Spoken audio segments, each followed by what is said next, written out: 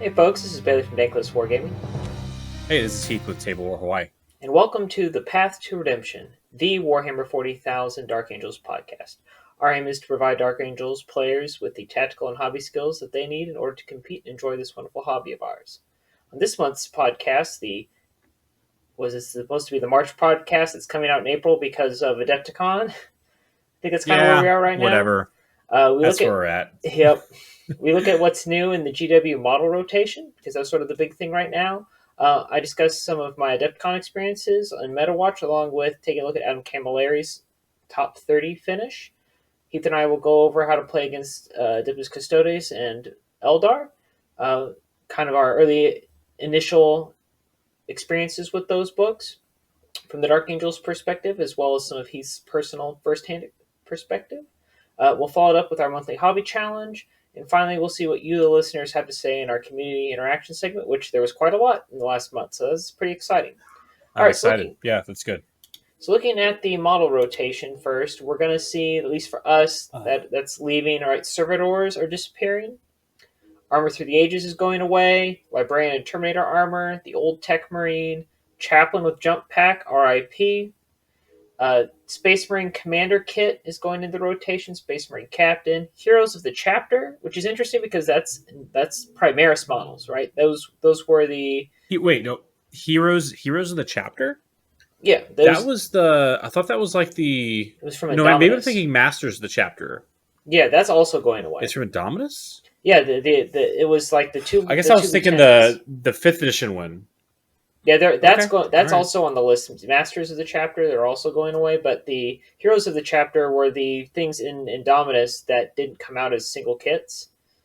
It was like a big bundle you could get for like $70. So I just thought it was interesting that they're kind of removing those, but they've released a Primaris Ancient that's not the Indominus Ancient since, and there've been how many lieutenants you can get, so those models are kind of run their course. 7 or 8.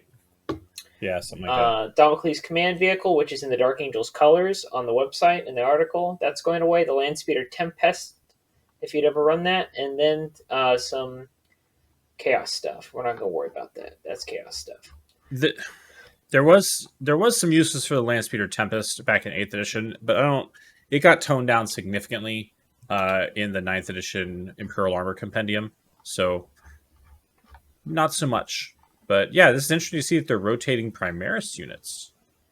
Interesting. Okay. Yeah, and then what's coming back? Right. What's coming in is like a made to order. Is that one really old Dark Angels captain with like the side feather wings?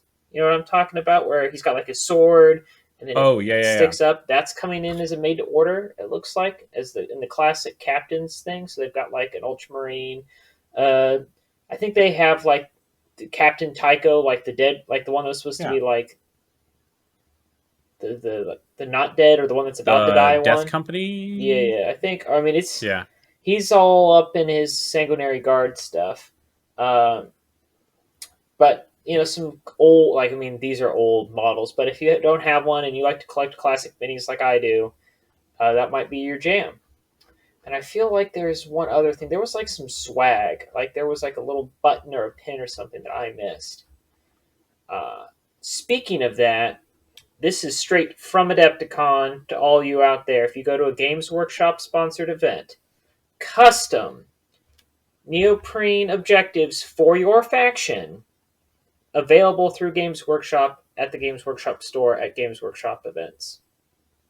Where the big cons. I think, based on what you told me on the phone a couple days ago, there is a significant caveat. Oh yeah, they're like. What is the price of these objective markers? They're like $75. Oh Lord! but if they're still running the same promotion that they did at Adepticon, which was on their flyer, which is if you buy $250 worth of stuff, which remember, Forge World is available in person. So if you go buy like a Forge World thing, if you really really want one, then then these things were free with your purchase. So if you went and bought a Combat Patrol, a Landspeeder Vengeance, which I saw some on the shelves, that was kind of exciting to see it in a box on the shelf. And you were basically there. Yeah. You don't normally see those in stock? No. We have 4 of them on the shelf in my local store right now. Ooh, okay. Very nice. But yeah, so they had some stuff. If you want me to pick some up, I'll send them to you. So don't. I mean, yeah, the price tag's kind of spooky. There were some other little things too, like I think they had like dice bags, and they had all the Legion dice from Forge World. So you go get the Dark Angels Legion dice, get your Combat Patrol.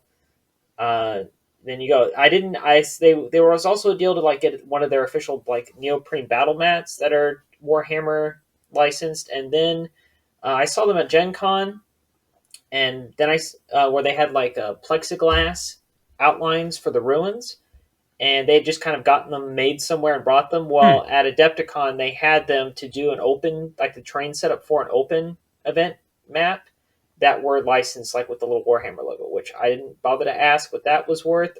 I wouldn't be surprised if it's worth more than How, $100. Just thinking about it, but the idea is that you get like. how I want to go back to the point where you said plexiglass outlines for the ruins. What exactly does that look like? Like, how do you mean? So Or think is it like about there's like an overlay you put over it or something? think about the Games Workshop open terrain setup, right? You know what I'm Yeah. talking about? So like there's Hmm. four big square like clear plexiglass squares that you then put the ruined terrain pieces on top of so you can see the mat underneath, and yet you have a defined area for the terrain, and you don't have to Okay. worry about like how Okay. like people sometimes like when you have really nicely done terrain where they have the floors all flocked and it gets crazy and it's kind of weird and may not match the mat you put it on. Yeah. This like eliminates that. Okay. All right. Yeah. Okay. That can be cool. No I don't idea want to on know the how much they price. charge you for a piece of plexiglass with a laser cut, with a laser cut thing. But all right, go ahead. But it's if you are like one of those people who are like was it Mike Haskell from the Long Wars, like if it's got an Aquila on it I'm gonna buy it just If it's because gotten, if it's like gotten, yeah. it's got the Warhammer logo on the corner, so Oh if you're one of man, those people that's like I gotta have it, like go get it. I'm not gonna stop you. we will continue to monetize and expand our AP. That's fine. Okay. Yeah. No, I like the idea of having a more defined way, like that the things interact with the game without distracting from the visual appeal. Along those same lines, I've seen some people. Uh, I saw a company, or at least a gaming group, make some objective markers, like the big, probably like Yeah. 6 3/4 inch or 7 inch wide ones that are neoprene. I saw them make them out of a transparent or a translucent plastic with Oh, that's basically cool. some little, like, the center of it is marked with the objective marker, and then there's like some little, I don't know, like targeting runes or something. So that way you can still have that defined footprint for the objective, but it doesn't interfere with the visual appeal of the Right. mat that you bought. Because when I throw my big, black Other Realms Hawaii ones down, Yeah. like high quality, but like it's just like five boom black holes in the middle of the field. Yep. So Which I got to use mine yeah, finally if the anybody other knows, day. I was excited. I was like, yeah, mm-hmm. I was so happy. So yeah, no, I would like to get some of those because I think that would be nice. But All right, so the big one, mostly just from the minis perspective, the big announcement from Adepticon and sort of the new releases, and this is forthcoming. I'm expecting August, maybe September, and this is based on the fact that um, Games Workshop likes to do big releases in August, September, because that's when kids are like in the middle of summer, going back right before school gets back in England, right? Because they go from like September to June in England instead of really, August oh wow, okay. to end of May, June, and that's why a lot of the big releases sort of are in that weird like. Why does it always happen at the end of American summer? Well, because it's a non-American summer they're trying to hit, right?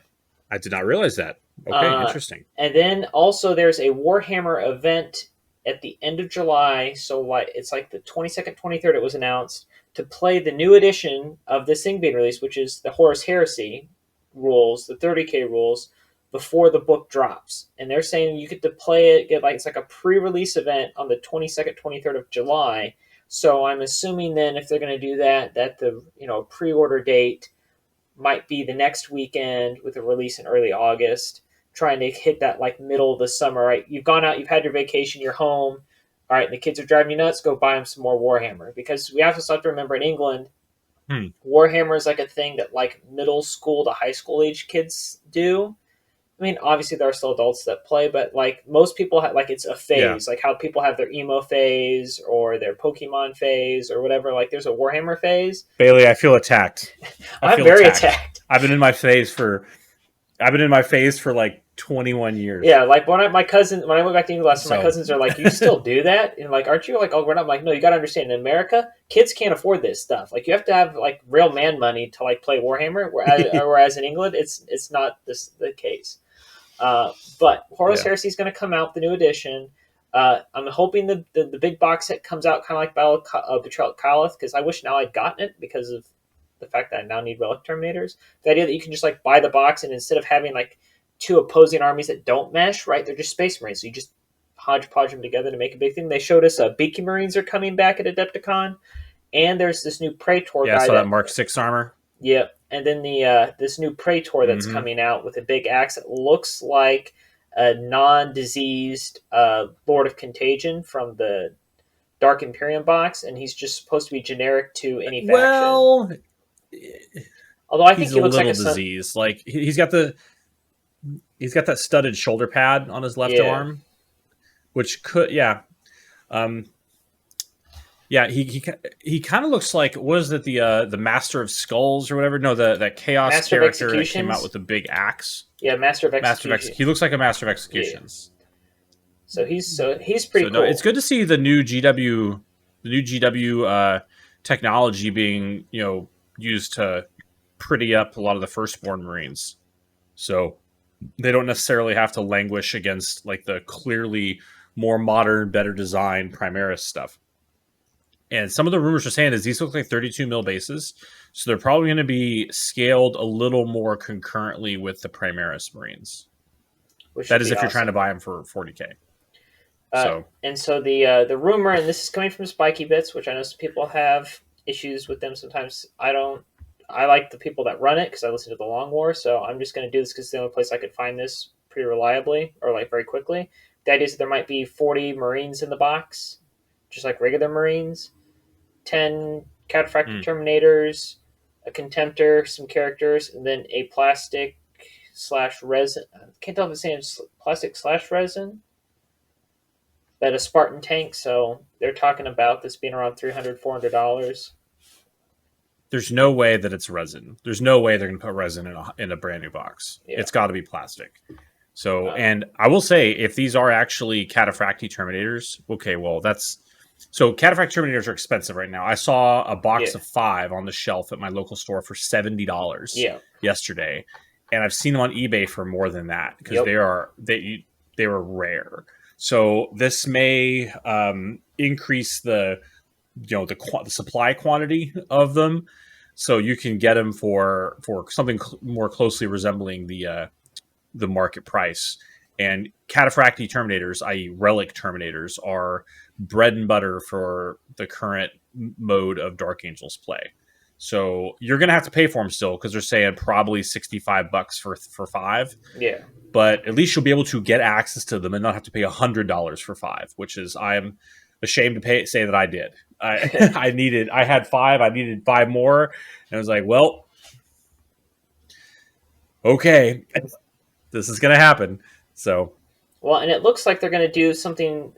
The suggestion from the Spiky Bits, and I agree that they'll probably do this, is that we're going to see an Indomitus / intro box release. Like there's going to be the big box that's exclusive and not in limited time. That's going to have all the good stuff, and then you're going to see the most of the good stuff with terrain in the rule book at a slower price point, and then the three, what I'm talking about, where they're like the 3 levels of introduction boxes. So if there's something very yeah, specific you want, yeah. you don't have to go get the big box. You can wait for the intro box to come out.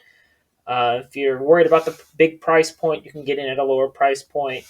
And at the end of the day, like you're still just taking the same. You could just take all those models and smash them and make one big thing. And if you're saying they're going to be comparable to Primaris, I mean, why not? Like you're going to be able to do whatever. Size-wise, yeah. I mean, Yeah. I would be interested. Maybe we could set this for ourselves at some point in the future as a hobby challenge. I would be interested to see how a strictly firstborn army plays. Because I think the Dark Angels have the tools to do it if anyone's going to do it, seeing that Terminators and Ravenwing are all firstborn.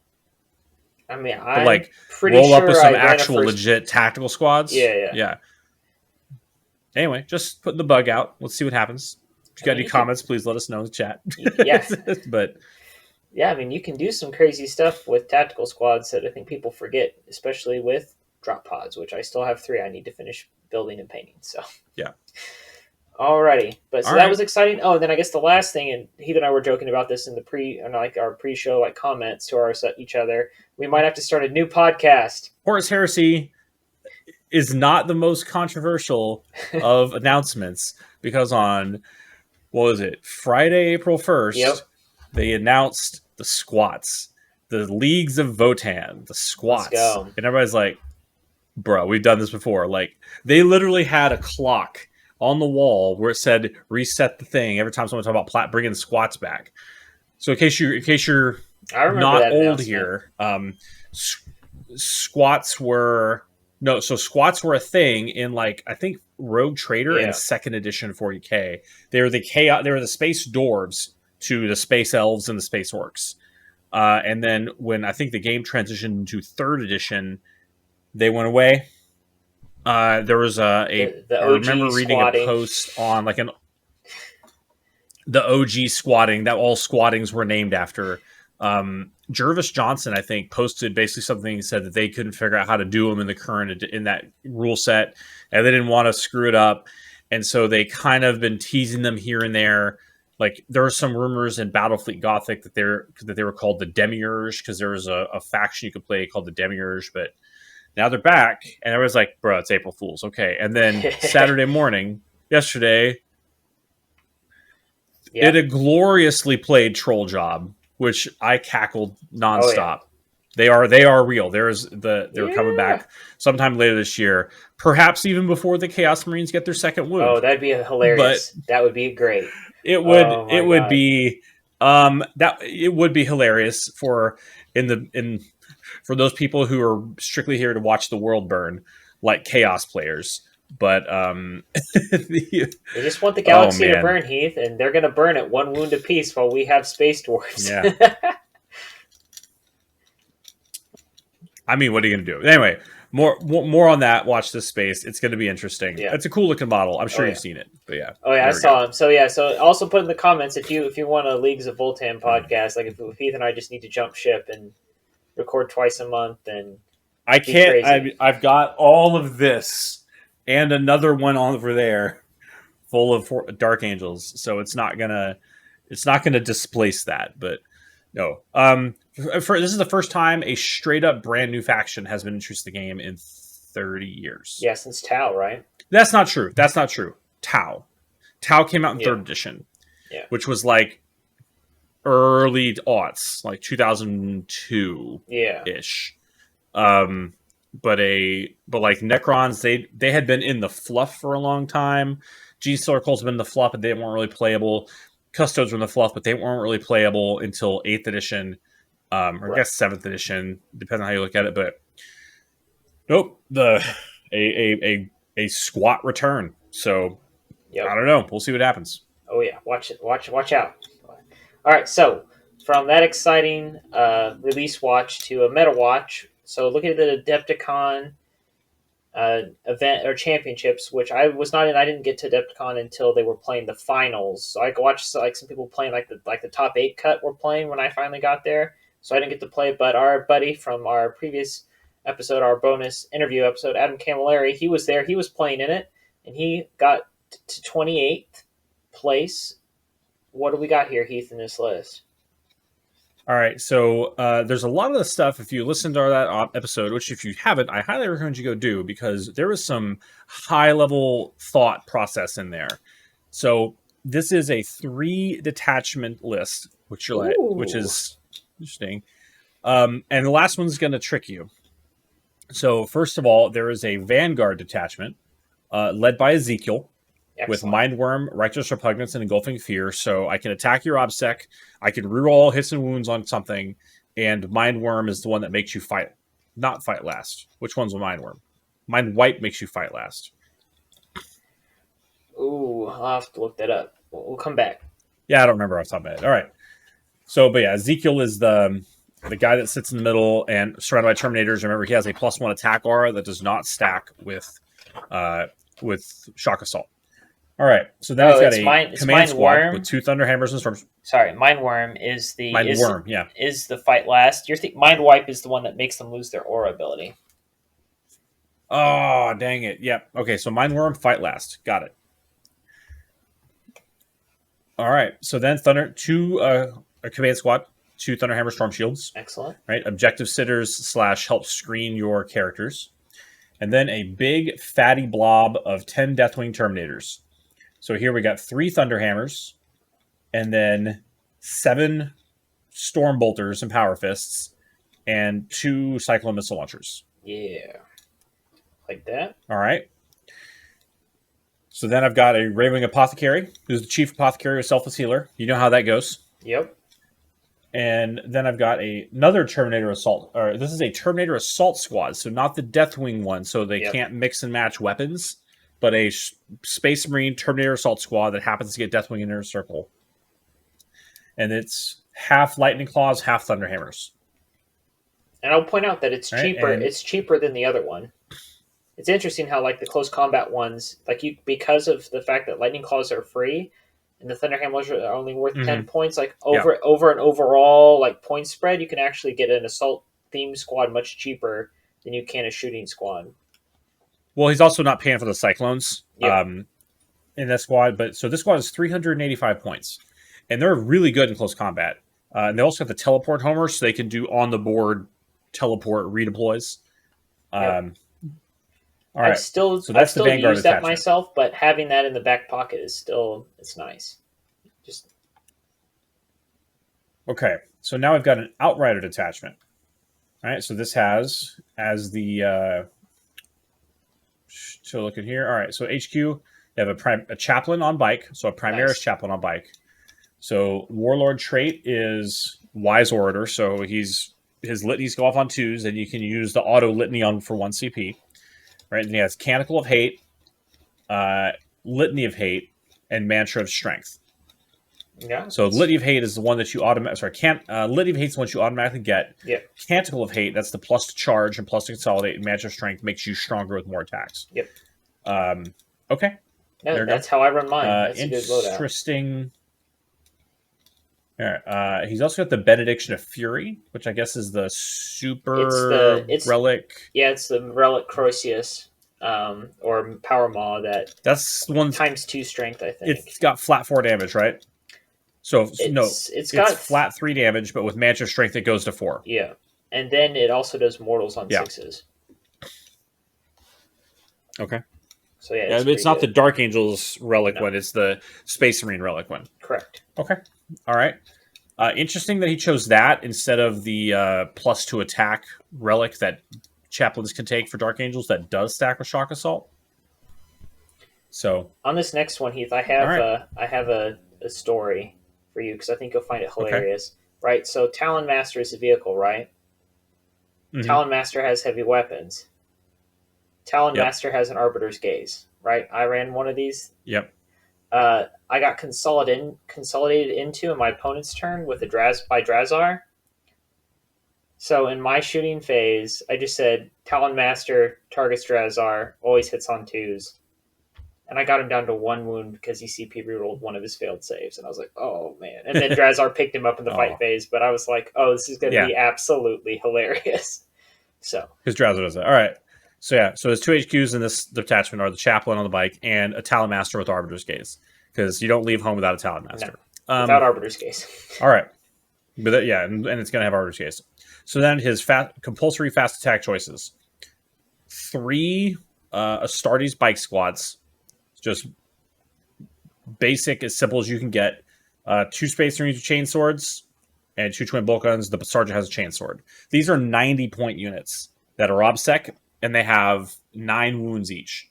Right at T5, that invul save, and they're very mobile. Well, so then he's got an Outrider squad. They have a lot of attacks. Well, they have 2 attacks base. Well, sorry, 1 attack base plus 1 for the chainsword plus 1 on the charge. Yep. So they'll get 3 attacks on the charge, and the sergeant will have 4, which is not shabby. So, and then you have the Outrider squad, which is 150 points instead of 90, and 3 Outriders, again with chainswords, heavy bolt pistols, and twin bolt rifles. they put out like 19 attacks on a charge, and they interact very efficiently with Righteous Repugnance. Yes. If you're trying to move and clear some chaff. Okay, so he's got a lot of fast, mobile Ravenwing OBSEC, 2 big bricks of 10 Terminators each, 2 more Command Terminators, some characters to sit in the middle, and then the last thing he has here is a Auxiliary Support Detachment, which costs you 2 additional CP, and then a unit of 3 Eliminators. Yep. With sniper rifles, and the Instigator Bolt Carbine. So yes. I think this is a really interesting tech choice, because what this is going to do is, as if you listen to our last podcast with him, he's really big on Investigate Signal as a replacement for Oaths a Moment. So if you just sit in the middle of the board, hold the middle of the board, and basically do an action in the middle of the board, you get points. So the question is, how do you get there on turn 1 to do that, to max it? And his answer to that is these Eliminators. Yeah, that would work. And then with the Bolt Carbine, if you don't go first and they're there, and someone tries to use them as a springboard to charge themselves in the middle of the board, they fire Overwatch and move, right? They still do that, right? That was an 8th edition. The Bolt Carbine now lets you shoot. Like, I think it's once you shoot, you get to move. Yeah, that's not nearly so you can cool. Yeah. It's yeah, not you're as cool. Right. That's what it is. Yeah, it shoots and they can move now. So there's a little risk with that play, but there's still Phobos Marines too, so you can pick them up and move them other places if you have to. And there's indeed. A lot of so you can pick them up, put them to a different place. On turn 1, when they are relieved by 20 Terminators deep striking in or whatever, then they can just pick themselves up and then drop back down to get behind enemy lines or something like that. So yeah, that's an interesting list. He went 3-1. He won first game, lost the second game against Ben Sherwin's Eldari, which was a Ulthway detachment with basically, the troops were 3 squads of 5 Rangers, 2 Farseers on bikes, and then just a whole smattering of Aspect Warriors. Oh, boy. Squad of 5 Howling Banshees, Squad of 5 Howling Banshees, Squad of 5 Striking Scorpions, Squad of 5 Striking Scorpions.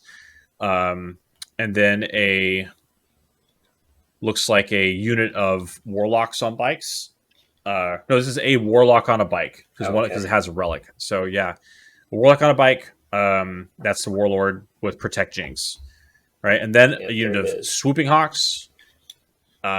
Swooping Hawks have they can just jump, move, all kinds of crazy stuff, big movement shenanigans. And then 2 Wave Serpents with Crystal Targeting Matrices.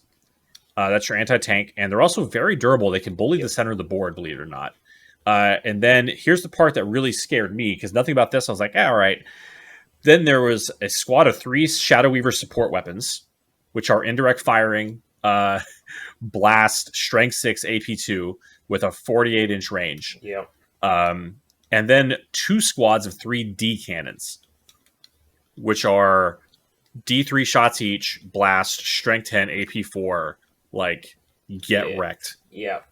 So this thing, and these little things, and support weapons have the Guardian keyword, which means they can use a stratagem to reroll ones to hit. They're not coarse, they can't benefit from an Autarch's rerolls, but there's some support weapons have some serious play. Anyway, it's a straightforward list. It doesn't look like there's a lot of crazy tech choices in it, but the flexibility and the mobility that Eldar give you in the hands of an expert player there's a lot to go on. So, we'll talk more about that a little later, I think. So you're talking are we talking Astra Militarum mortar teams levels of with those support weapons? If you remember, worse. Okay. Worse. The mortar teams. The mortars are strength 4, AP nothing. Yeah. Right. So they just they patter off of Terminators and Space Marines like soft rain. D cannons do not. Right. D cannons kill squads of Blade Guard in one go. I'm just even Deathwing Blade Guard. I'm just thinking in terms of every time you played a guard player or GSC player, there were just 9 mortar teams. You just walked into the game knowing they were there. Is that what we're thinking here? Yeah. I'll talk a little bit more about it. Okay. My brother-in-law is playing Eldar, and he's No, the new Codex came out. He's been spinning up a lot of Eldar tech down there in Texas with all those Team Texas guys. Okay. Which there are some absolute mad lads down there. Excellent. And he doesn't leave home without a squad or two of Shadow Movers. So, but yeah, let us move on. All right. Adam's list is good. Like I said, he lost to like one of the a household name player with a new codex. I don't have any more data than that, but he went to win his next 2 games with just absolute champion scores. So his first game was an 89. His second game was a 55. So even and then his third game was a 97. His fourth game was 100.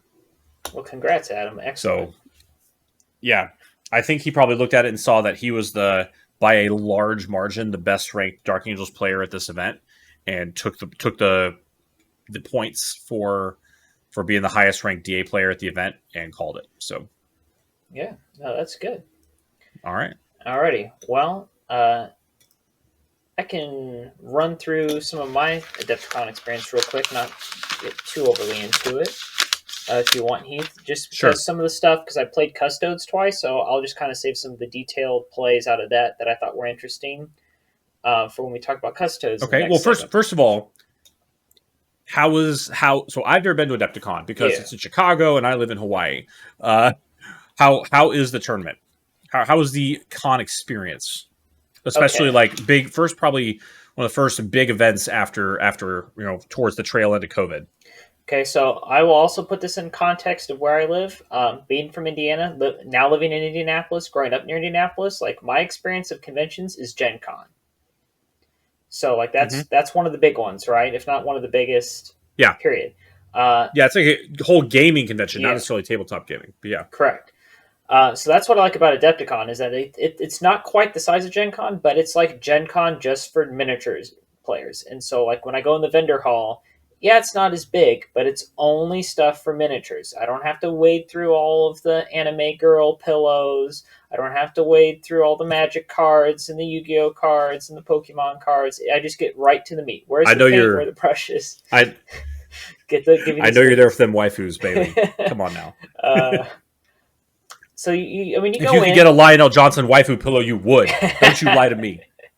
I'll tell you what, the swag bag is awesome. It was like 100. I got the VIP bag. I got put in the raffle for it. So for like a little over $100, I just got like a box of Dominion, like the 3.0. Oh, wow. Like that. That's where it started. I got 2 other board games. I've got a bag that had a pre-release copy of a Napoleonics miniature game, the War Gods of Egyptus core rule book. If you've ever seen that game, where like it's like Warhammer Fantasy, but everybody has an Egyptian god that's their like patron, and then like their troops are all of like you have crocodile-headed human infantry for the crocodile god, and ibis archers for the ibis god. Like there's some cool minis. They're still mostly pewter from what I remember, and are expensive. So. I want to put on the record. That in case y'all didn't know, Bailey is actually older than me because he plays Napoleonics. Yeah. Please carry on. Yeah. Yes, exactly. There was some bolt action sprues for like, I think they were Waffen SS guys for like playing late war stuff. I got a brush. There wasn't any paint this year like there was previously, but I got a really like a high level brush. I can't remember what company, but it's like one of the good ones. There was a novel from Mantic in the swag bag. Got a glass, got a pin, got some stickers, and then a lot of like little character. Like there was a Victoria Miniatures model, like the 2022 Victoria Adepticon miniature lady, and then there was the 2020 lady that I got. She makes some good minis. Like Victoria makes some good minis. Yeah, there were a lot of little one-off miniatures in there that I like. So the swag was outstanding. Again, that you cannot beat an Adepticon swag bag. Like nothing compares. Even the normal bag, I'm sure, was good. I just got lucky and got my name drawn for the big bag this year, and I took it, and I was like, "Yeah, give it to me. I know what's in. I have an idea of what's in there, and I want it." I feel like there was also like a War Machine tank, like a box of just a giant tank from War Machine. People still play War Machine? That's apparently, still a thing. I'm going to use it as a steam tank in Sigmar. Is what I'm going to do because it looks cool. And I have bought War Machine models to convert them into Dark Eldar models. But yes, especially some of the Hordes monsters would be perfect. It was ogre war spears or something. I Yeah. made grotesques out of Oh those. But yeah, yes, that would be perfect for that. Yeah, oh, yeah, that's great. Yeah, they have great minis. And there was other stuff, but anyway, swag bag, awesome. Ate at the restaurant. The one I went to the previous year was closed. There was like a one further in the back. The food was pretty good. Um, what you would expect at sort of a hotel restaurant that's also a convention center pricing wise, but the food was good. It was good just for one day. Yeah. yeah, The little drinks, price, but that's fine. Yeah, yep, the drinks were kind of, it was like $11 for a cocktail, $10 for a beer at the cash bars or the people walking around. Um, yeah, okay, the thing is, though, is that like in the rules, you're not supposed to bring stuff in from the outside. But like literally, almost every round we played, someone was like, "Hey, you guys drinking?" They're like, "Yeah." They didn't go to the cash bar, but I got a drink. I a couple years ago, I went to Nova. I think it was 2018. I went to Nova, and there were a number of distinguished gentlemen who had built liquor dispensers into their display boards. Like this guy Yeah, had this towel board and had a little tank on it with a pipe cut off the top, and he like put a shot glass down underneath it, pushed a button, and it dispensed whiskey into a shot glass. that's I was like, awesome. I didn't see one of those, yeah, but now I have an idea for what we need to do for like a okay, Sigmar dwarf board. Like if you did like a team event and had your dwarf brewing barrels, because I hmm know a lot of places that have the miniatures. Just hollow them out, that'd be yeah, amazing. yeah, yeah, Uh, yeah. and our team, like we're pretty. My team is pretty cool. Like if someone like finished early, they'd go like get snacks or food or drinks for the rest of us from the concession stands. And they had a couple different areas where you can get concessions. There were people driving around like the little bikes with beer in it. So like you had access. You didn't necessarily have to leave your table to get access to stuff, which was nice. Um, Oh, the Life's like the real size Titan Adeptus Titanicus players came back this year. So that was sort of late in the day on Saturday. These guys went and That sounds sexy. oh yeah, like they're just like playing, and they have like big dice too. Like they're not just using normal size dice; they have like big giant dice that they roll on the floor while they're moving their models on the floor because they're just playing Adeptus Titanicus big. I I appreciate the dedication to the principle Oh there. yeah, That's good. Okay. the display boards were awesome. The people were very good. The quality of people. Normally, like when I originally started Dankless Wargaming, the idea was to go to Adepticon 2019 and shoot videos for the tournament. A lot of my camera equipment has I've not been nice to the batteries because I've used them to do a lot of streaming, and they've like I've killed the batteries on them, so I couldn't take my cameras. I realized like a week before without them just dying constantly and having no way to really properly charge them. So I didn't do a video like I had originally planned, like was the whole point of the channel. So I'm sorry for that. But it wasn't practical. Plus, I was traveling with three other people in a car, and I'm like, I can't take my army and my clothing bag, so I have clean clothes. Very important for a con. Bathing and clean clothes. Uh, hmm that people's there was no con stink for what I could tell, which was good at this. People followed the rules of personal responsibility and cleanliness. So that was nice. Uh, I hate that we have to talk about this. That it's a thing, but yeah, I um, got you. Another reason to be happy that like the non miniature gamers are not allowed in because I'm not going to point any fingers, but I can tell you what rooms at Gen Con are Oh, stinky and which ones are not. oh no. Okay. uh, Yeah. Yeah. We are all multiple kinds of gamers, yeah, except Magic. I don't play that. That's way too expensive. Coming from a 40K player. yeah, Ugh. But yeah. yeah. Uh, I'm kind of lost my train of thought, but anyway, the con was fun. So the games were fun. Now the thing that was not fun is having gotten used to BCP, having gotten used to turning my lists online, submitting results online, getting my pairings online. Adepticon is very strong on the tradition of we're going to do this the way we've always done it, so we're going to do everything by hand. And like we all had to run up to the Ooh. front to see what our placing was because they printed them out. We had to turn in score sheets by hand. The pairings, like I said, the pairings were all done by hand. And then the other thing that was kind of frustrating was that the missions were very clearly written for an 8th edition, and it looks like they just kind of carried them forward to ninth from because like when they had Adepticon, what should have been 2020, that was right when we went into Yeah. lockdown. So Yeah. and they Yeah. announced ninth. Well, it looks like they just took the missions that they wrote for 2020 and brought them forward to 2022 and didn't adjust them or play test them in any way for ninth edition and it definitely led to some like there was a nostalgic part of me that was like, oh, I score all the objectives, like the board objectives at the end of the game. Oh, I remember doing that in 8th edition. Well, now I remember why I don't like doing that, the rule book missions from 8th edition, because I was like, oh, this is not cool. Hmm. And that was kind of upsetting. Some of the lists, like I asked, well, how do you want me to submit this list? Because the way the was kind of the rules were written, it made it seem like they wanted it in a particular kind of way. And they're like, oh, just get it on a piece of paper and bring it in. And I'm like, that doesn't help me tell you how you want this That sound list. yeah. And Okay. then there Well, was just I mean, some like hopefully hopefully they'll do it better next time. yeah, and then there was just like Or some not. rules things. We'll Yeah. see.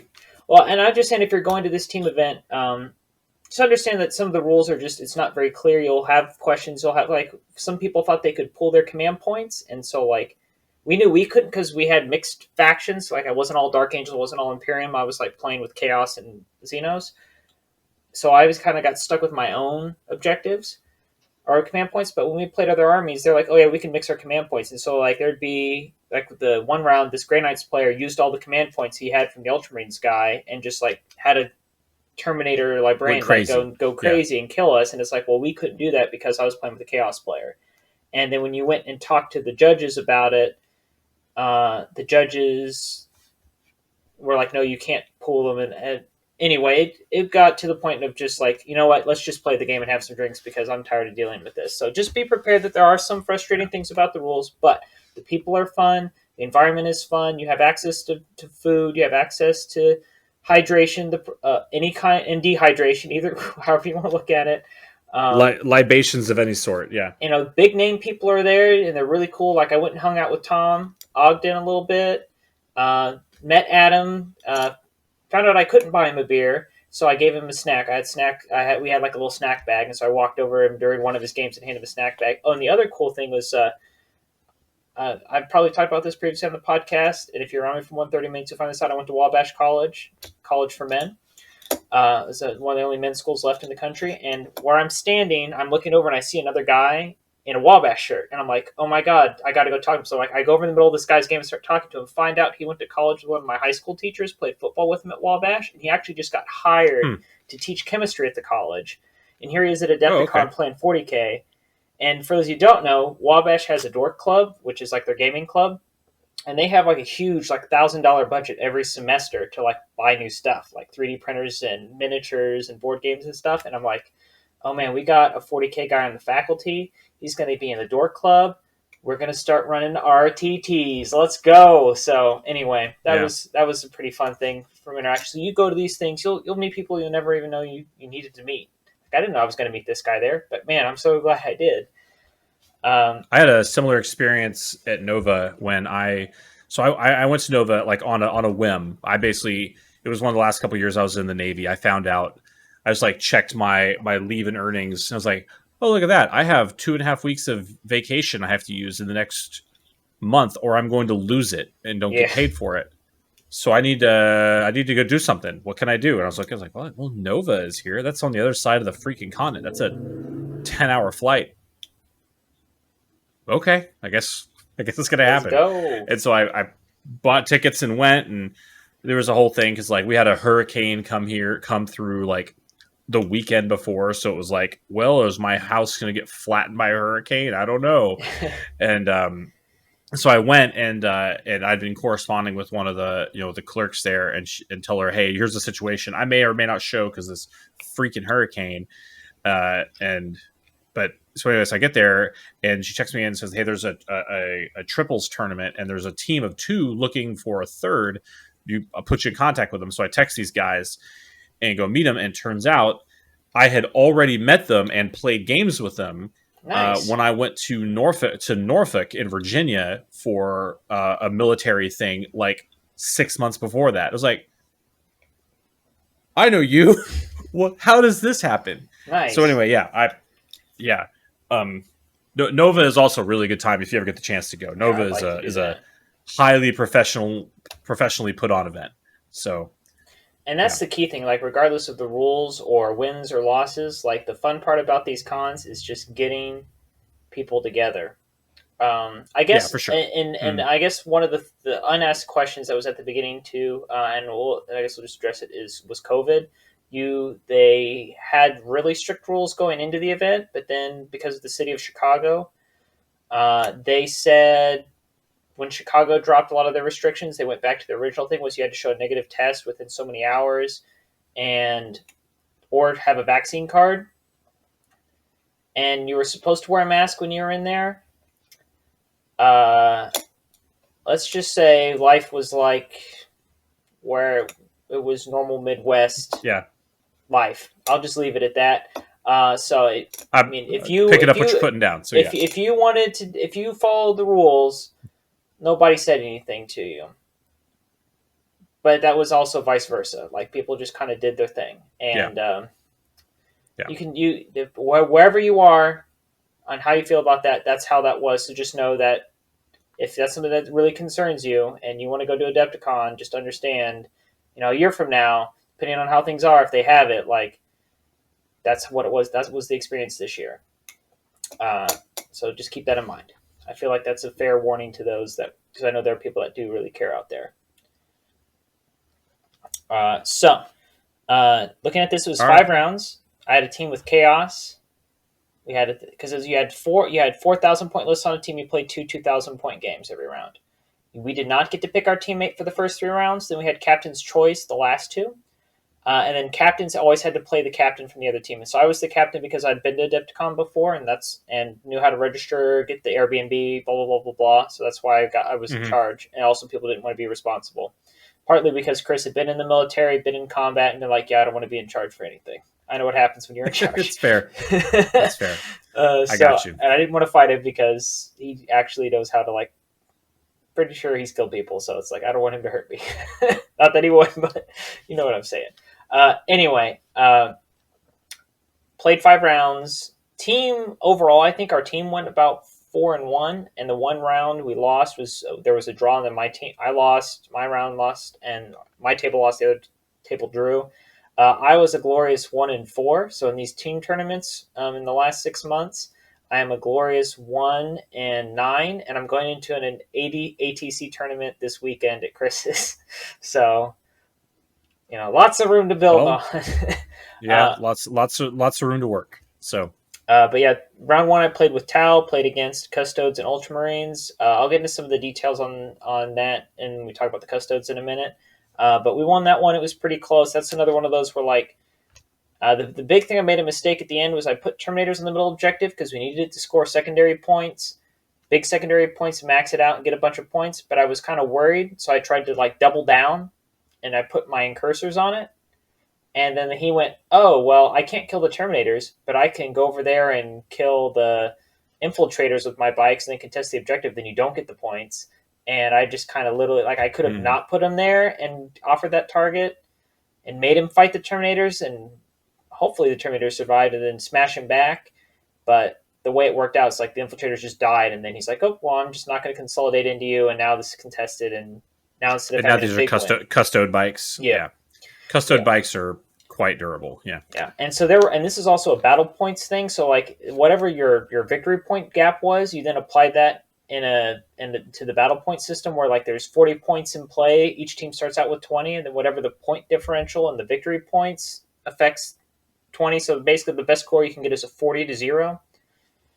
And so so kind of like WTC story almost. Yeah. Yeah. And so that was, so fighting for every point still mattered, but there is a point where it just doesn't matter anymore because if you beat someone by more than 20 victory points, it's just the best you can do is 40-0. So second round played with Chaos, and Chris was playing Chaos, and this Chaos list had a Baden and a bunch of just bros, and that's sort of what my list was because I had some Terminators, had some attack bikes, had some Outriders, and then a lot of Phobos, and my job was to assist.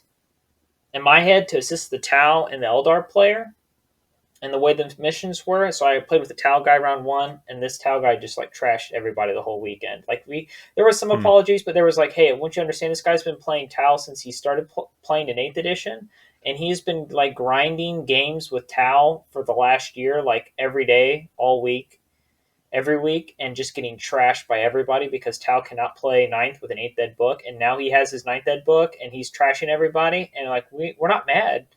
We don't play it very often because like we get frustrated ourselves, but like we have to give this guy his just desserts because I mean he's been getting like really like I want to break my minis mad, and you know we're just letting him have his day.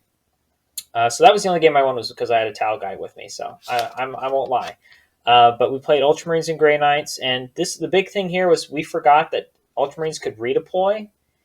And so, that's a warlord trait they have, I think, where they can basically redeploy 3 units plus the warlord, or D3 units plus the warlord. And so like it was like a Kronos, Sergeant Kronos or whatever, and like a Forge World laser destroyer tank and a Redemptor and something else.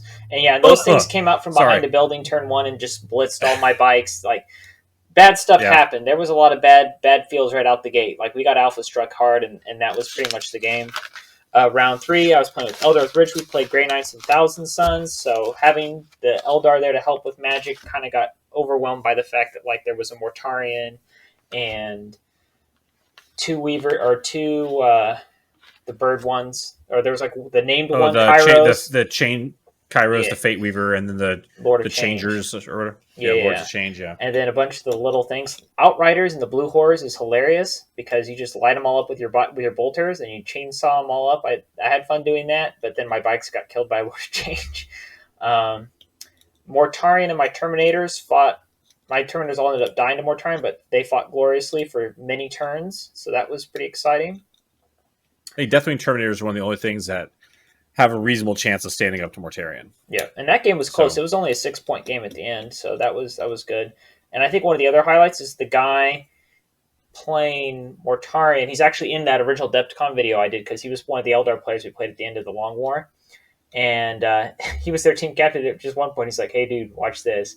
And he goes over it because his buddy's playing Bloodthirster Chaos Demons. And he's like, goes in the middle of their game and swaps Mortarion for the Bloodthirster. Is just like, hey, by the way, I got all these spells off. So he's like T9, Strength 9, good luck. And then just like walks back to our table with the Bloodthirster. And his buddy just kind of looks at him, looks at the table. And it's just like, okay. And then the guys on my team are just kind of like, we're still just going to railgun him to death. We don't care what this is. And then he's like, all right, I'll give you the Bloodthirster back. But like, there was this moment where I'm just like sitting there like, oh yeah, this is hilarious. This guy has no idea that he's about to get... We're literally just going to let him play with Mortarion. And we're just going to take his Bloodthirster, but it didn't end up happening. But that was a close loss, but I had a good time. That guy was Bacardi and Sprite guy. Really cool. Then there was a team we played round 4, all Space Wolves. So these guys had won a Space Wolves army like 4 or 5 years ago to Adepticon, had never done anything with the army, grabbed a bunch of chaos bits to get like the furs and the spikes and the bones, and then just made an entire custom Space Wolf army that these 4 guys all played. So that was really fun. This was wouldn't be upset if they combine their command points because they're all Space Wolves. Yeah. But yeah. And I think technically it was written they could. It was just like it was the Grey Knight and Ultramarines because like they're Imperium, but they're not Space Marines. And that's where some of the because they're Adeptus Sanctus versus Adeptus Astartes, and various things are like the Guard and Custodes player we played round 5. But anyway, this game came down to the secondaries because the primary was all or nothing. Like you had to have your opponent's deployment zone objective and a majority of objectives to score max primary, and like neither one of us could do it. We threw everything we had at trying to take their objective. And they spent so much keeping us off of it that they basically had one squad of like Blood Claws that deep struck in through a drop pod at one point that tried to sneak into our back objective. But by the time they would have got there, like we snuck a Baden back over there to just like clear off the objective if they even got there. So it came down to the primaries and tertiaries. So we had First Blood and Slay the Warlord. They had Slay the Warlord and Linebreaker. And then we found out when we actually read the mission that the secondaries had nothing to do with the objectives, or the secondary objectives had nothing to do with the objectives on the board like every other mission. It was literally kill points. And so we just kind of went through and counted up all the kill points because Chris had a lot of like cultists, right? They just got picked up. They ended up killing 5 more units than we did, so they ended up winning the mission. But that game was a lot of fun. That's one of the downsides of those kill point style missions. And I think the way that they've phrased it in the more modern versions of secondaries does make a little more sense. It doesn't hose you if you take an MSU style army. Yeah. And And then last round, I played with Rich, which is Chris's brother. He had his Eldar again. We played against a Garden Custodes player. In comparison, this Custodes player was a lot more aggressive than the one I played in round one. We'll get to that a little bit later. And we just got trashed. This was like, I mean, we scored some primary, but we lost by enough that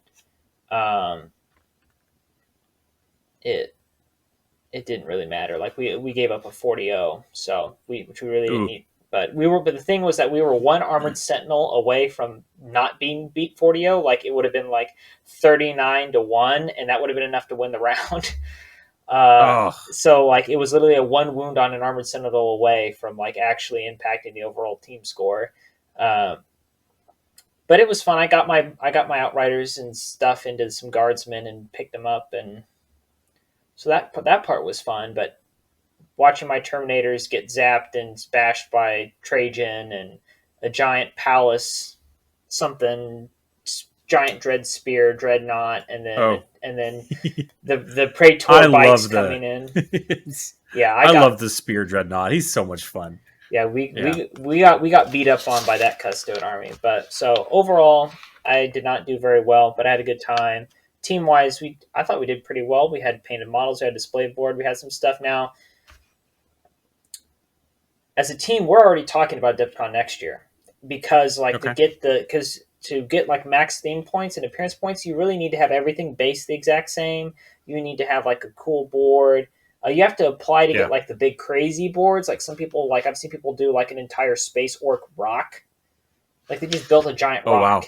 Wow. Somebody had this giant like Slanesh Silver Tower or Zinch Silver Tower they built one year. That was huge. Somebody built the Imperial Throne this year, and like on the back of it is where the army trays were for their armies, but then there was just this giant throne you could sit on. That was the front part of their display. That's fantastic. So like there's some serious stuff. So like if you want to try and come in and win, because the hobby and theme side is almost 50% of the points for the tournament. So if you are coming in to win, like it's not just about the playing on the table. You got to come with some serious hobby skills. And so we're already kind of talking about like, are we going to do like one of the 4 Chaos Gods? Are we going to... They're talking about doing like one of each of the Eldar things, but I'm just so prejudiced against Eldar. That's a cool idea. That I just am like, if you guys do that, I'm not playing. You're going to have to find a fourth. And I'm holding to it. But yeah, doing something like that. Because, you do Harlequins, Drukhari, Craft Worlds, and then a Yannari player, boom, you just move on. And then just do all the bases and have a cool board. And have 4 webway gates they're all popping out of or something. And then you just, that'd be cool. Bunch of little ninja elves. Yep. Yeah, no, I love going to those events and like walk around looking at all the people who can paint models to such a higher level than I can, and it's always impressive. So, oh yeah, okay, all right. So next up on the list, I think we're going to talk about 2 of the armies one of the armies that's dominating the meta, and another one that will soon be, if not already, depending on where you're at. So it's Custodes and Eldar. So as Bailey discussed, you ran into some of the Custodes in this team tournament. And what were the things that really you think gave you a challenge? All right, so this was a pretty cool play. Did not know this was a thing, so watch out for this as you're playing. There was a Terminator Captain started the game on the board. He was in the back. We had there was like an objective and some soft targets on another part of the board that they charged something that they could kill or at least get locked in combat with and not get shot at, which is what we were looking for, and they did. I came in the back with Terminators to try and just punch this guy to death because I had 3 Thunder. I think I see where this is going. Got Tanglefoot or Tangle Wire grenaded, which he didn't roll very high. But like I thought I had enough with some of the, I was going to be able to do it, but failed to charge. This guy has a relic, I think, that lets him heroically intervene through deep striking into combat. Yeah, it's called the Presidium Plate. It's for an Alaris Custodian Captain. Yeah. And the way it's worded, let me see if I can find it, is not incredibly clear. But it is... Yeah, let's see if I can find it. there's a whole thing you can do with these guys. And where are the freaking relics in this book? Here's the stratagems. There's the hosts. Yeah, the Presidium Plate is a much better. Right now, I'm just trying to stall so I can find where the freaking That's right. things Well, are. I can talk about Yeah, the bikes. The big plate. So game one, that Custodes player. The difference kind of between him and the other guy was this guy saw the Melta bikes, got really spooked, and hid them behind some line of sight blocking terrain. And because these missions didn't have progressive scoring, you really didn't need to do anything until the last couple turns. And so basically, he run his bikes up behind there was like a ridge, and he ran the bikes in behind there, and they just sat there the whole game. And I just like moved my whole army over and shot up the Ultramarines player with my bikes and stuff because this guy got spooked by the Melta. And so if you are playing somebody that's got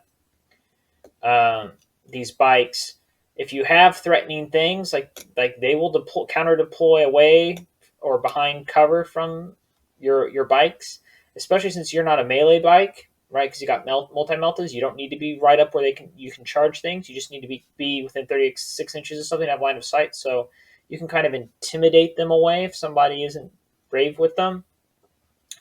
In the last game, I ran them up to try and kill the dreadnought, and it didn't work. And then I charged and tried to do the swift strike to try and protect them, but my Terminators all got picked up. So instead of Terminators locking things in combat and giving my bikes a turn to get away, that did not happen, and the bikes just died the next turn. And then the Virtus Praetors came out from behind their cover and picked up my infiltrators and just started picking up whatever they could get their hands on. So that guy wasn't entirely scared of them. So a couple of the plays that you're going to see with these guys. So this thing is called it's called the Praetorium Plate. So it does two things. It adds once the bear's toughness. So this cat's going to be toughness 6. And you can, once per battle, in the heroic intervention step of your opponent's charge phase, if the bear is not within engagement range of any enemy units, it can do a teleport shot. So basically, you pick it up, and then you put it back down in the same step, 3 inches away from within 3 inches of a friendly unit and within engagement range of an enemy unit. So effectively, it can heroically intervene from across the board.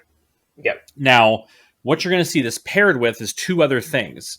So one, there is a captain upgrade that you can take for Alara shield captains called Unstoppable Destroyer, which is just which is pleasant. So each time the model makes a pile-in or consolidate, it moves an additional 1 inch. Okay, that's good. And every time it makes a pile-in or heroic intervention move, it can do so in any direction. Also good. And it can do so even if it's already touching an engagement model, so long as it finishes... so it can do so even if it's already touching an enemy model, so long as it finishes the move within engagement range. And then... Yeah, that's good. So you can heroic intervene, says, hey, I can pile in 4 inches, or heroic intervene 4 inches. And then when I make and I can do so not towards the nearest enemy model, it can be in basically any direction I want. So he can, and where this gets really tricky is with objective play. Yep. Because there's a warlord trait that they can take, which is super obsec. Are we talking super obsec here? Yeah, it's super duper obsec. Because remember, all your custodes are always count as 2 models, or infantry count as 2 models for the purposes of obsec. Yeah. This one makes them count as 2 additional models.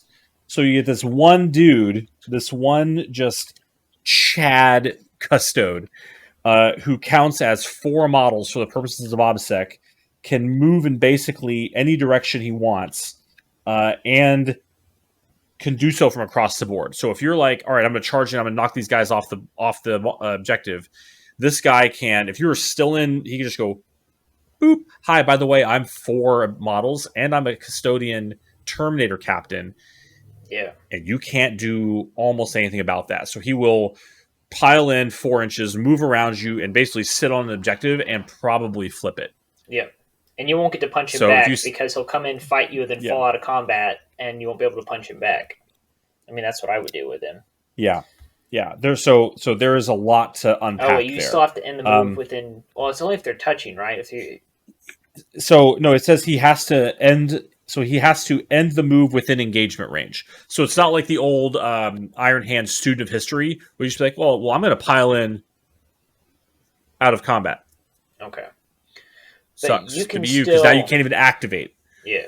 But you can still use that to move away. Like, let's say, like this is where like the tactics of the fight phase matter. Like if he ends up starting his fight phase near the guys with thunderhammers, but when he ends up consolidating, he consolidates away from the thunderhammers, and then there's no way for them to pile and consolidate the thunderhammers closer to him, so they can't target him. So instead of getting thunderhammered, he's going to get something else. So like, there's still some good play and tactics to keep him from getting targeted by the good stuff. I mean, it's essential. I mean, he might as well not be in combat. Like if he's like fighting some guys with lightning claws, I mean, lightning claws could probably get through. But now, if you can literally just surround him, so one of the key things about this, and that is you need to watch out for, is this only works in 2 specific things: heroic interventions and pile-ins. It specifically does not work for consolidations. So if you can surround him with your first activation, you can prevent him from making this move. Okay. Right. Now, what you're going to do to kill him, I don't know. So that brings me to my next point: is the Custodes have 2 or potentially 3, depending on the shield hosts you're playing. Very important stratagems that you need to know about that will impact your play. So one of them is called the Emperor's Auspice. For 1 CP, basically any custode non-vehicle, I think it's non-vehicle, can basically say for you don't get to make rerolls against me. Oh yeah, that's rough. That's real rough. And they do it as a reaction to being targeted, I think. Yeah, that hurts like a lot. Yeah, it does. I fought Be'lakor with this, and Be'lakor. You can kill Be'lakor. You can do some damage to him without rerolls, but man, it really hurts your thunderhammers when you can't reroll anything. Okay. Use this stratagem in any phase when a Custodes unit, so even vehicles, is chosen as a target of an attack. Until the end of that phase, each time an attack is made against that unit, your opponent cannot reroll the hit, wound, or damage roll. If the unit is 4 models or less, 1 CP. 5 models or more, 2. So take that into your account. Is basically whatever you think you're going to shoot at, and you're relying on rerolls to improve reliability. It's not going to work because if that's the only thing you got lined up. So I used this once or twice to really good effect. Was I put a big unit? I put my unit of 3 or 4 bikes charged in out front, and they kill some Necron warriors. So they back out, and the whole Necron army sets up to shoot them. I was all right. You don't get rerolls against me, and for additional 1 CP, once again, any non-vehicle unit gets transhuman. Yeah, that's a lot of. So it's called Arcane Genetic Alchemy. And if you do that on bikes, which are already tough to 6, there's not a lot of stuff that's got the DACA to wound you on 4s with the appropriate level of to overcome the rate of fire you need to overcome all that. Yeah. And if you can end up in like dense cover, so you have a -1 on top of all that, like that's just rude. Ugh. Yep. Or once again in light cover, so that you get the additional armor saving, because they're all 2-up armor. Yeah. So so those are the 2 things that like really you need to know about. And I think that the Dark Angels are kind of honestly well positioned for that, because we can use strategies. If you just don't move, or if you count as not moving with steady advance, you get +1 to hit. Yeah. That's not reroll. That kind of negates some of the necessity of the rerolls. So the third one is if they're a Shadow Keeper, specifically Shadow Keeper faction. The Shadow Keepers have access to a stratagem which basically reduces the strength of an incoming weapon by 1. Also good. And the Custodes sit at that very important toughness 5 breakpoint, so they can turn your toughness 5 stuff into strength 5 stuff into toughness 4 to wound on 5s, your assault cannons to wound on 3s. So basically, your Talon Master shooting them instead of wounding on 3s and 4s now wounds on 4s and 5s. Yeah, that's big. Or listen, if they're shooting toughness or strength 3 stuff at them, like I don't know why you would, but it'll make them wound on 6s. You're playing GSC or guard, that's what it is. Yeah. Or let's say their bikes are toughness 6, and if you're shooting strength, bolters into their bikes, which is kind of a losing argument anyway. Yeah. They can turn your bolters into strength 3, which means you're going to wound the bikes on 6s. So they have those 3 basic key defensive stratagems. They are obviously dead killing in combat. Yeah. They have access to a lot of rerolls because the captains have rerolls. Their characters can also get rerolls, even though they're not core. So they have a warlord trait, which lets the character who has it, I think, reroll hits, if not hits and wounds. Champion Imperium. This warlord can heroically intervene 6 inches, and each time this warlord makes an attack, you can reroll the hit roll.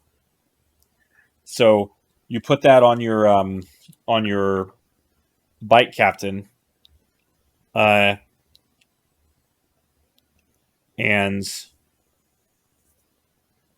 the bike captain, you can also have one that lets him reroll hits and wounds of 1 in the fight phase if you made a charge or heroic intervention. Nice.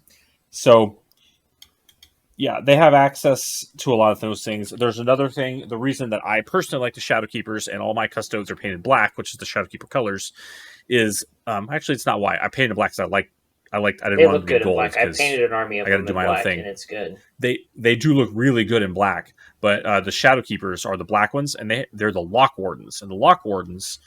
So the Lock Warden is a warlord trait, and the Lock Warden ignores invols against characters. That's spicy. So you make it is spicy. So the play here is you make your bike captain a Lock Warden. So, and he's got that stupid Melta missile. Yeah. And he's the champion of whatever, so he rerolls hits and wounds. Oh, of the blood games or whatever? I think it's champion. No, that does something slightly different now. Oh. But so you can make him the tip of the spear, so he rerolls hits and wounds of 1 in combat, and you can make him a Lock Warden as his warlord trait. And I think there's a way to get a second warlord trait, but I don't remember exactly because I did all my prep for this a couple months ago. But yeah, like you can shoot that stupid Melta missile at something. Hey, too bad you don't get invul saves because I say so, right? So you can just zoop, boom, nuke character because it's a 3 plus D3 damage weapon, and then charge something else, rerolling hits and wounds of 1, with a AP -3 lance, and you ignore invul saves, and it's 2 damage flat, and it's you can if you can get in there, you can do a lot of damage. And if you took assassinate, you're going to pick up a lot of points.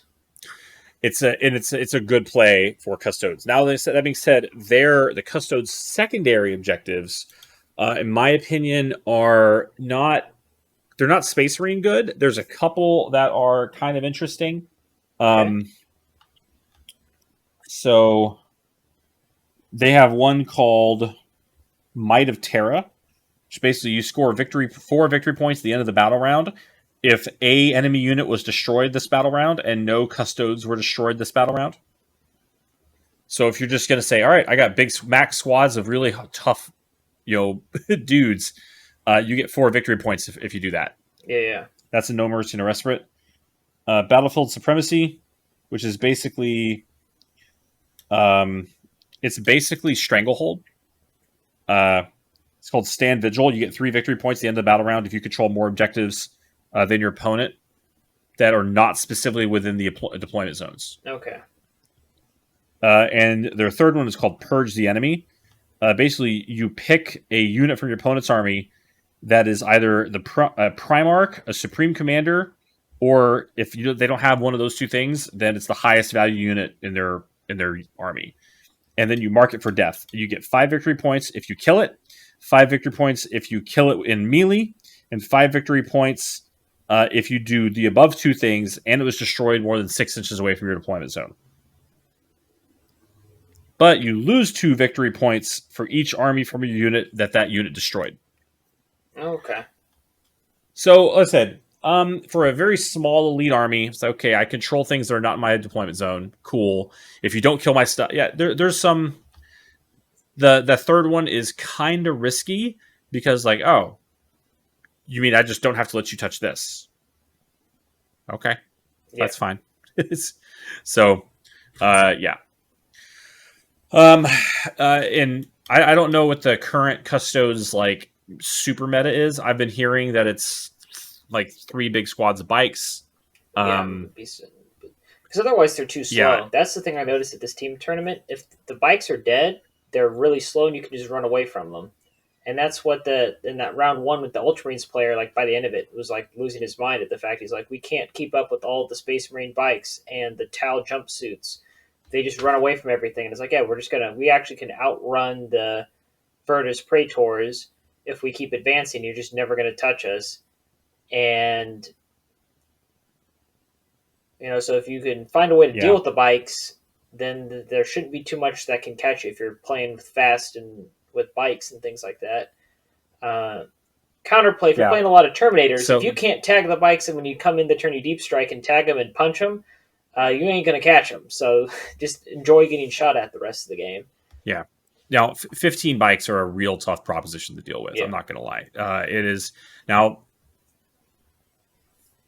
these little dudes, they're one of the better options to do it with. Now, that being said, you have to realize that you are going to lose. So a lot of the target priority, mind games are valuable. Basically, you need to be very conscious that you set yourself up, all your Alpha Strike units, your Raven attack bikes, your plasma, you set it up with 2 viable targets. Because whatever one you shoot at and you think that they're gonna do a lot of damage, they're gonna pop either Transhuman or Emperor's Auspice or both. So you're gonna lose 50 to 75% of your efficacy against that unit. Yeah. So you need to be able to pivot and see if you can draw out those stratagems, much like the old tactics playing against Eldar with lightning fast reactions. Yep. This also, I think, really does increase the value of the Reliquary of the Repentance. Yep. Because being able to debuff that 4-up invul to a 5-up, even Eldar can't do that now. Jinx, the wording on Jinx got changed. It does not affect invul saves. Thank you, Lord. So praise the God Emperor. Yeah. Praise the sun. So yeah, now being able to hit 4 damage plasma is important. 4 damage plasma isn't going to kill bikes. Spikes are 5 wounds now. Oh, so man. You might, yeah. But one thing this army specifically does not have is damage reduction. There's nothing in here that can give you -1 damage. That's good. That's so. Relief. I mean, they're durable enough. They don't need it. Yeah. So. Well, I'd also wonder then, if we're talking about Reliquary of the Repentant, if you really just want to ruin somebody's day, I've seen someone do this in an Iron Hands list, and I saw this happen to my buddy Chris Adepticon, Librarian with the jump pack and Null Zone. Null Zone. You just run him out there and Null Zone just Null Zone him, and then you just light him up. Yeah. Once again, I mean, Null Zone, they can, their base 4. Sorry, they're basically all base save 2. So if you're in the tactical doctrine and your plasma is AP 4, then you're taking them to a 6, which is good. And if you're like Hellblasters in the assault doctrine, AP 5 actually becomes relevant. Yeah. So that being said, Null Zone, they do have some anti-psychic stratagems. I don't know how much you're actually going to see the Sisters of Silence mixed in here, because they're good objective sitters and they make the army have more presence on the battlefield, but they also make it a lot more vulnerable to losing units. Yeah. So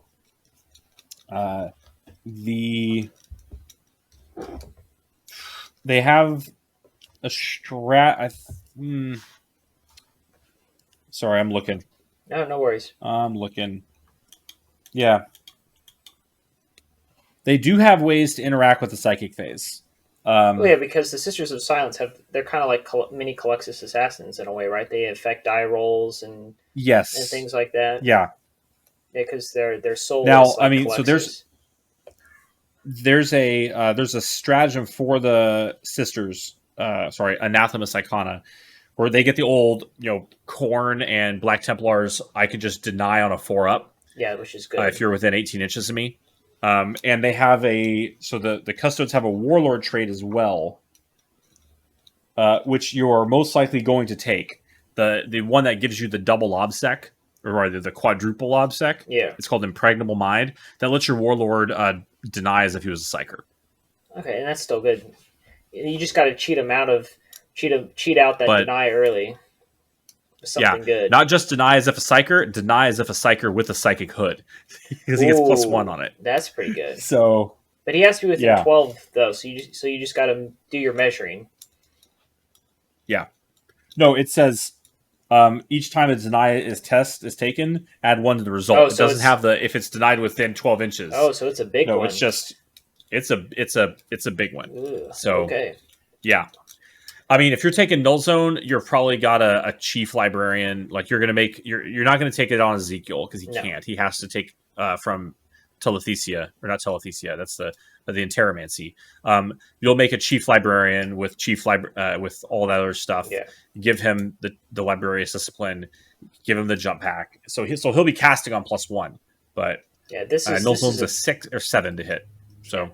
He's not supposed to survive. This is this is a very specific meta play. Like, we're not saying put this in every one of your armies. You're going to need it right now. Like, this is a very, like, if you're in a meta where like everything's got crazy invulns and you're tired of trying to chew through them and the Reliquary of the Repentant isn't doing it for you. This is like a very meta play that you can try. I'm not saying it's going to necessarily work every time, but something you can try. Yeah. And if you get it to work once or twice, people are going to be like, okay, where is this librarian? Because I'm not messing with him today.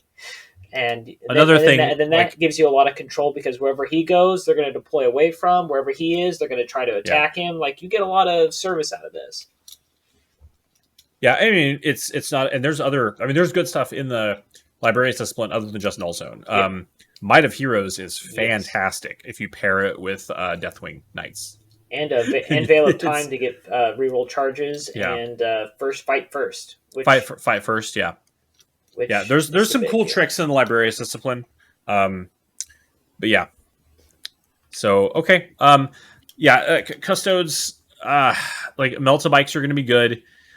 Just don't resist the urge to juice something to the 9s for rerolls. Honestly, like kind of the early Dark Angels list where you have Azrael and Samael, they both reroll a unit of bikes and they go run off, and so if they negate rerolls on one, you'll still have it on another, and expect that you're going to they're way more durable than you think.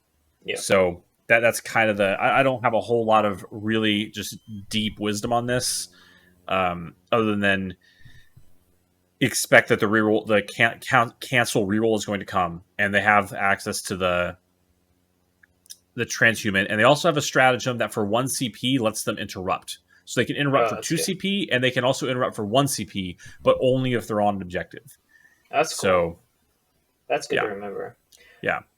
Their army-wide special rule, the Martial Kata, is complicated. It's basically like the Necron dynastic codes, but it's more flexible. They can like rearrange them if they want to, but if you pick, if you know what you're going to need to do a turn or two ahead, they can see that coming. And if they have Trajan, one of the Warlord traits, because he has to take 2 Warlord traits, is that he can basically rearrange the Martial Katas with no penalty once per game, which is really powerful.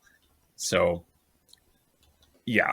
Now, Deathwing Terminators are going to be good because they just have, once again, they rely on a high strength in close combat, which the Deathwing Terminators don't care about. They don't have mortal wound output, which is good, which is one of the Deathwing Terminator weaknesses. Terminators real quick. And you can, like, if you take your if you have Thunderhammer Storm Shield Terminators, like Assault Terminators, and they're like, you don't get to reroll against me. Like, that's fine. +1 hit for Fury of the Fallen, or Fury of the First, and +1 hit because I stood still. I'm still hitting you on 2s, my dude. Yeah. Bonk, bonk. And 3 damage Thunderhammers are going to get a lot of work done against their Wardens, which is another big thing they see a lot of. Wardens are a unit I hear that you see a lot because Wardens have a 6-up field of pain. Oh, that's and good. They count as bodyguards. So also good. Yeah, I don't have a whole lot of experience playing into them. I've never had to play into them. I've only played with Custodes. Okay. So if I end up going to a tournament, we could revisit this at some point. But okay. Well, and that's sort of where I'm looking at. We were going to talk about Eldar, and I'm just going to propose the idea to kind of look at times and the fact that I watched someone play next to me, but only at 1,000 points in a very unique meta. And when I have an event coming up at the end of the weekend where I might actually play that guy and see what a real 2,000 point Eldar list is, that maybe we save that for another day just so we have. Yeah, we are running long. I will. I'll add one or two things about Eldar right now. Yeah. So Harlequins and Craftworld Eldar are very different. The big thing is Harlequins, and everyone's running these like nine Void Weaver things. And I've never seen it. And I don't know what to do about it. But the Craftworld Eldar, if you see multiple Farseers in a list, they have a Eldritch Storm thing they can do, which is like the old Tyrannid Psychic Scream with the 3x3 Zoanthropes, where they can do an orbital strike basically with mortal wounds. That'll do 20 plus mortal wounds in a turn. Ugh. Okay. Yeah.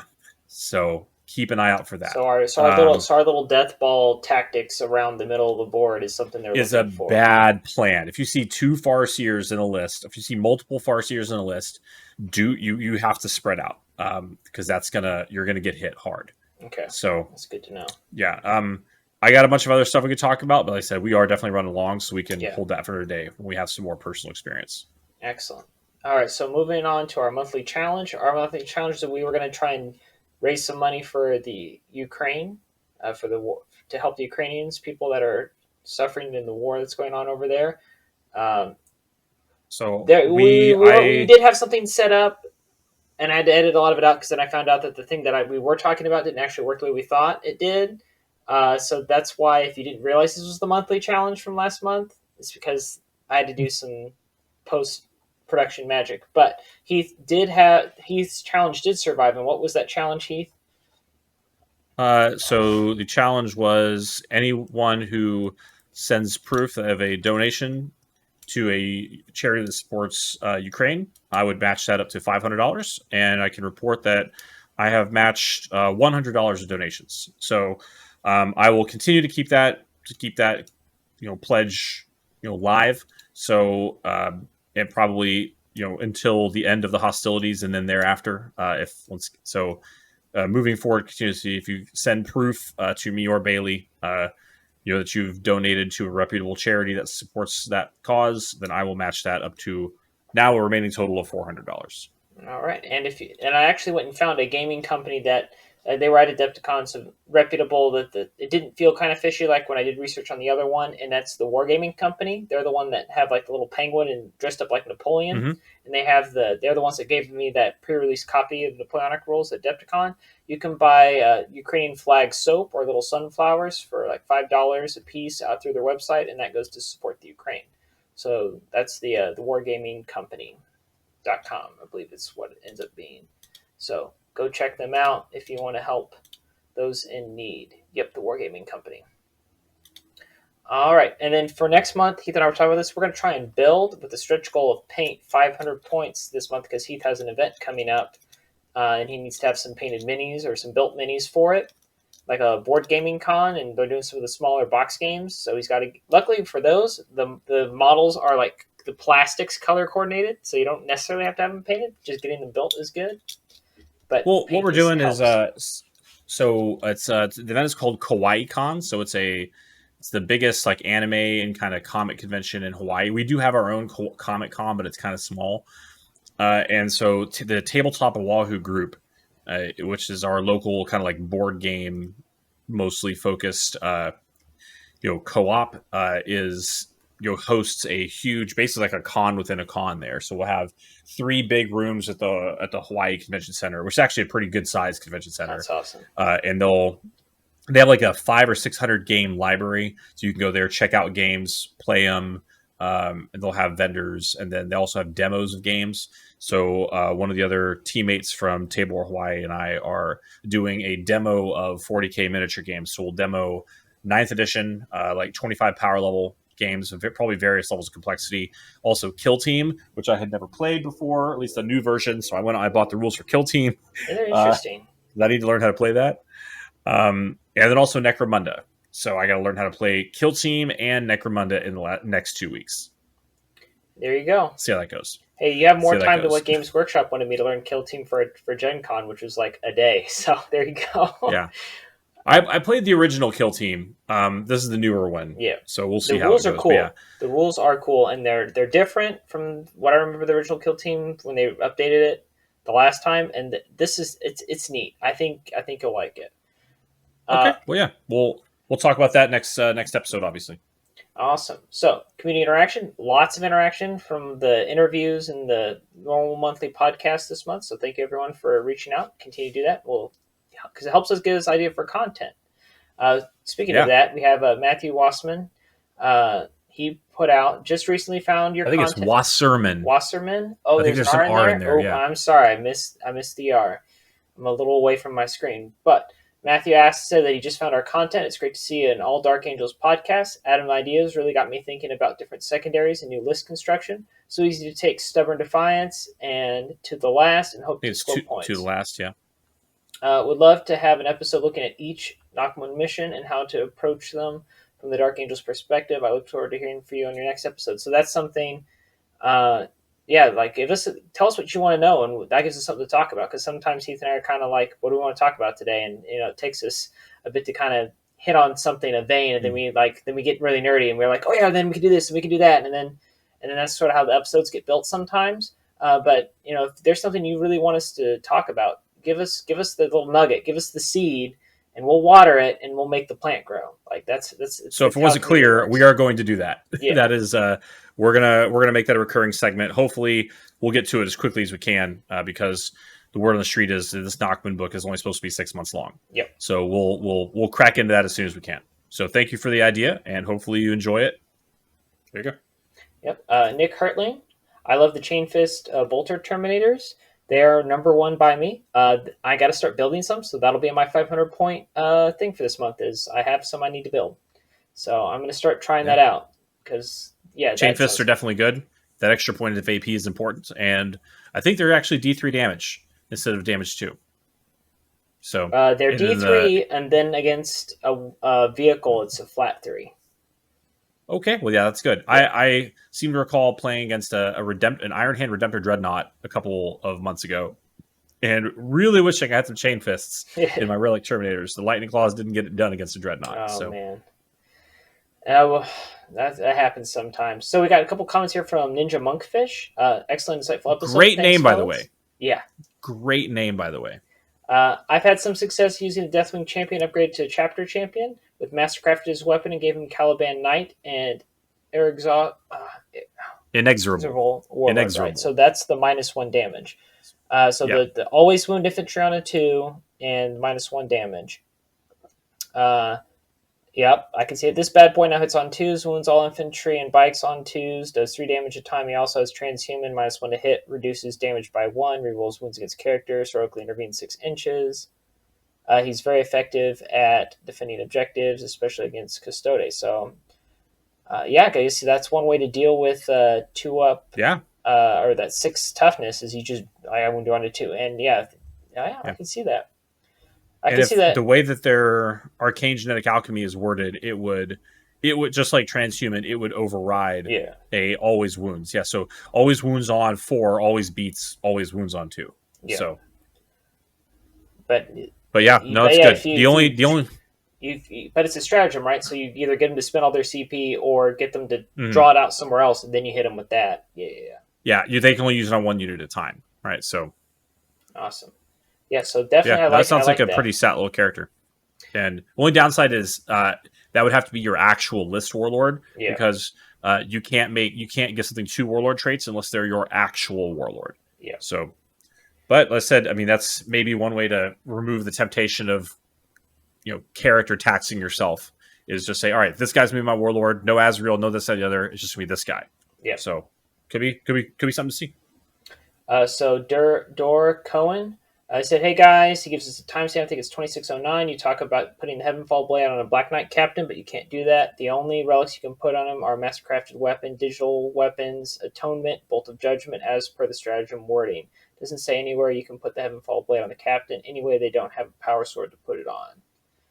Oh, that's stratagem about the sergeant. Yeah, it's marked for command. So I will have to go back and look at marked for command, because I didn't even realize that. If that's the case, then my B. I apologize to the people I usually play with. So captains can take a power sword, or Black Knight captains can take a power sword instead of a Corvus hammer.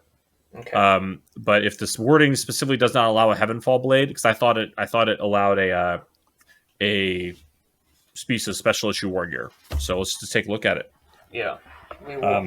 So while you're looking that up, he also comments that you do have to. So for I think this is from our last episode that wasn't with Adam. It says in order to combat squad, you do have a unit of Space Marine bikes. You do have to have 8 bikes plus an attack bike. So yep, I think the comment there was that did get messed up. That is absolutely true for combat squads. So. All right, and then yes, he is correct, because even though the Heavenfall Blade is special issue war gear, it is very specific to which special issue relic war gear you can actually take and mark for command. All right, well spotted, sir, and I yield the floor. Oh, and that's why we have this segment, is so we can have this is part of the community, the discussion. We all learn from each other. Oh yeah. All right. Also, we have Commander After Hours. I'm assuming that CMDR is what that is. But that's just the Navy and me speaking. So it says Ravenwing Black Knights are objective secured in a Ravenwing Outrider Detachment, right? They are not natively OBSEC, though. So they are not natively OBSEC. That is true. And they are also not OBSEC in a Ravenwing Outrider Detachment. The only ones that get OBSEC in a Ravenwing Outrider Detachment are bikes and Outriders. And attack bikes are bikes. So no, Black Knights. God, I wish they were OBSEC. That would be amazing. Yeah, same way Deathwing Knights are not OBSEC in a Vanguard. Yeah. So yeah, just like Deathwing Knights are not. So that's a good point. You could, but you can. They do have the core keywords, so you can give them OBSEC with Rights of War or the Ancients with Steadfast example, which I think is what I replied to him on YouTube. So yeah, there we go. Awesome. Good section. We had 2, I think, pretty quality episodes, especially one with Adam, to draw a lot of comments. So. Thanks for listening, and we're slowly growing the user base. Yep. So please keep it up. Keep it up. Like, share, and subscribe, or all that. If you listen to us on one of the podcast aggregators, please feel free to jump over to the YouTube Dank Wargaming channel to comment and provide the user interaction, because that's where we sourced it all from. So Yep. So thank you all for listening to this month's episode of the Path to Redemption, the Warhammer 40,000 Dark Angels episode. Our next episode we'll record it sometime at the end of April. And by the time I get done editing, it might come out early May. That's kind of how our release schedule is. So that's why, why is the March episode coming out in the middle of April? Well, Adepticon kind of ruined our normal weekend, and then we had to get another weekend, and then I had to take some time to actually record it while painting, because this cuts into my miniature painting time. Like the video editing and painting take about as much mental effort as the other, and so I can only do one or the other basically in a day with my daily schedule. So it's something's got to give. So we'll try and get this out to you as soon as possible.